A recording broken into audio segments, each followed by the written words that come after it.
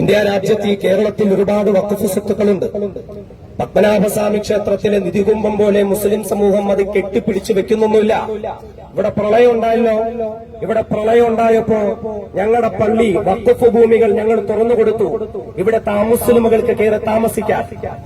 ഞങ്ങളുടെ മക്കൾ പഠിക്കുന്ന മദ്രസകൾ, ചെരുപ്പൂരിയിട്ട് മാത്രം അവർ കയറുന്ന മദ്രസകളെ അമുസ്ലിം വീടുകളിൽ വളർത്തുന്ന നായകളെ കെട്ടുവാനും പശുവിനെ കെട്ടാനും പോത്തിനെ കെട്ടാനും ഞങ്ങൾ തുറന്നു കൊടുത്തിട്ടുണ്ടായിരുന്നു. ഇവിടെ ജലപ്രളയം വന്ന വയനാടും നിലമ്പൂരുമൊക്കെ കണ്ടെത്തുന്ന മൃതശരീരങ്ങളെ വെട്ടിക്കീറിയിട്ട് പോസ്റ്റ്മോർട്ടം നടത്താൻ ഞങ്ങളുടെ പള്ളിയുടെ ഭാഗങ്ങളും മദ്രസകളും ഞങ്ങൾ വിട്ടുകൊടുത്തിട്ടുണ്ടായിരുന്നു. ഇതൊക്കെ വഖഫിന്റെ സ്വത്താണ്. ഇനിയും ഈ രാജ്യത്തിന്റെ ഉന്നമനത്തിനായി, കാരുണ്യ പ്രവർത്തനങ്ങൾക്കായി വഖഫ് സ്വത്തുക്കൾ നിങ്ങൾക്ക് ആവശ്യമുണ്ടോ? സ്നേഹത്തോടെ, കാരുണ്യത്തോടെ ഈ ഉമ്മത്ത് വിട്ടുതരാൻ തയ്യാറാണ്. പക്ഷേ അതിന്റെ പേരിൽ ഞങ്ങളുടെ ഏതെങ്കിലും ഒരു വഖഫ് സ്വത്ത് കയ്യേറാൻ ആരെങ്കിലും ഒരുത്തൻ തുനിഞ്ഞു വന്നാൽ കൈകെട്ടി നോക്കി നിൽക്കാൻ ഈ ഉമ്മത്ത് തയ്യാറാവില്ല എന്ന് ഈ ഒരവസരത്തിൽ പ്രഖ്യാപിക്കുവാൻ തന്നെ ഞങ്ങൾ ഓരോരുത്തരും ആഗ്രഹിക്കുകയാണ്. പിന്നെ ഇവിടെ ഈ വഖഫിന്റെ വിവാദമൊക്കെ ഉണ്ടായപ്പോൾ ഒരുപാട് ക്രൈസ്തവ സഹോദരങ്ങളൊക്കെ RSS രോഷാന പാടുകയാണ്. വഖഫ് ബില്ല് പാസ്സായപ്പോൾ അവർ ലഡു തിന്നുകൊണ്ട് ആഘോഷിക്കുകയാണ്. നിങ്ങൾ കഴിച്ചോളും, ഒരു കുഴപ്പമില്ല.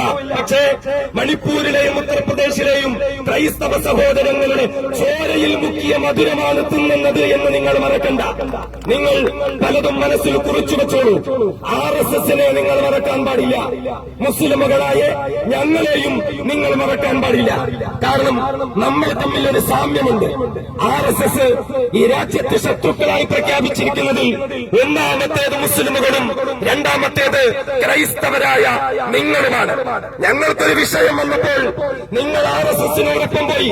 ഞങ്ങൾക്കൊരു വിഷമമില്ല. RSSനോടൊപ്പം പോയ ക്രിസ്ത്യാനികളെ, നിങ്ങളെയൊന്നും വിശ്വസിച്ചിട്ടല്ല ഇന്ത്യ രാജ്യത്ത് ഞങ്ങൾ ജീവിക്കുന്നത് എന്ന് മാത്രമല്ല, നിങ്ങളെക്കാൾ തന്റേടവും മാനത്വവുമുള്ള ക്രൈസ്തവ സഹോദരങ്ങൾ ഞങ്ങളോടൊപ്പം ഉണ്ട് എന്നോടൊപ്പം ഞങ്ങൾക്ക് ഓരോരുത്തർക്കുമുണ്ട്. ഒരു കാര്യം എന്നെ ഓർമ്മിപ്പിക്കട്ടെ, ഇനി ഒരു ദിവസം വരും RSS അവരുടെ കരാരഹസ്യങ്ങൾ നിങ്ങളുടെ നേരെ തിരിക്കുന്ന ഒരു ദിവസം വരും.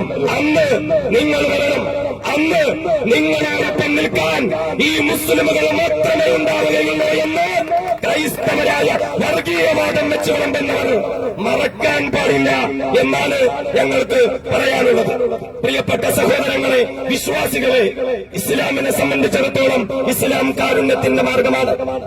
പ്രിയപ്പെട്ട പ്രവാചകനോട് ഏറ്റവും നല്ല പ്രവർത്തനം എന്തെന്ന് ചോദിക്കുമ്പോ അവിടുന്ന് പറഞ്ഞു കുടിക്കാൻ വെള്ളം കൊടുക്കലാണ് എന്ന്. നമ്മൾ ആർക്കും കുടിക്കാൻ വെള്ളം കൊടുക്കും. പക്ഷേ ബദറൊരു ചരിത്രമുണ്ട്. മുസ്ലിങ്ങൾ കുടിക്കാൻ വേണ്ടി കെട്ടിയുണ്ടാക്കിയ ടാങ്കിൽ നിന്ന് വെള്ളം മോഷ്ടിച്ചെടുക്കാൻ വന്ന ഒരു അക്രമിയെ മഹാനായ ഹംസത്തുൽ ഖർറാർ റളിയല്ലാഹു അൻഹു കൈകാര്യം ചെയ്ത ഒരു ചരിത്രമുണ്ട്. ഞങ്ങളുടെ കാരുണ്യം നിങ്ങൾക്ക് വേണമെങ്കിൽ ചോദിച്ചോളൂ, ഞങ്ങൾ തരാം. പക്ഷേ കയ്യൂക്കുകൊണ്ട് പിടിച്ചെടുക്കാൻ വന്നാൽ വീണ്ടും ബദർ ആവർത്തിക്കുവാൻ ഈ സമുദായത്തിന് മതിയുണ്ടാവുകയില്ല എന്നാണ് ഈ വേളയിൽ പ്രഖ്യാപിക്കുവാനുള്ളത്. വിനീതൻ പ്രതിനിധാനം ചെയ്യുന്ന ഖലീൽ അഹമ്മദ് ഇസ്ലാമിക് ഫൗണ്ടേഷൻ എന്ന പ്രസ്ഥാനം മഹത്തുക്കളായ ദേവബന്ദി പണ്ഡിതന്മാരുടെ പാരമ്പര്യം ഉൾക്കൊള്ളുന്ന പ്രസ്ഥാനമാണ്. അള്ളാഹുവിന്റെ വഖഫ് ഭൂമികളെ സമരസജ്ജമായി ഒരുക്കി ഈ രാജ്യത്ത് സ്വാതന്ത്ര്യ സമരത്തിന് വേണ്ടി പണ്ഡിതന്മാരെ വാർത്തെടുത്ത, ഈ രാജ്യത്ത് സ്വാതന്ത്ര്യ സമരത്തിന് ജിഹാദിന്റെ ആഹ്വാനം കൊടുത്ത ആ പണ്ഡിത പോരാളികളുടെ പാരമ്പര്യം മുൻനിർത്തി നമ്മൾക്ക് ജീവിക്കാനുള്ള അവകാശം നിഷേധിക്കപ്പെട്ടാൽ നമ്മുടെ പള്ളികൾ തകർക്കാൻ, വീടുകൾ തകർക്കാൻ, കരിനിയമങ്ങൾ ഉൾപ്പെടുത്തി ജയിലിലടയ്ക്കാൻ, നമ്മുടെ വഖഫ് സ്വത്തെടുക്കാൻ, തട്ടിയെടുക്കാൻ നിയമത്തിന്റെ പരിധികളുമായി സംഘപരിവാരം വന്നാൽ ഇൻഷാ അല്ലാഹ് വേണ്ടുവന്നാൽ ഒരു സ്വാതന്ത്ര്യ സമരത്തിന് കൂടി നാം സജ്ജരാകണമെന്ന് ആഹ്വാനം ചെയ്തുകൊണ്ട്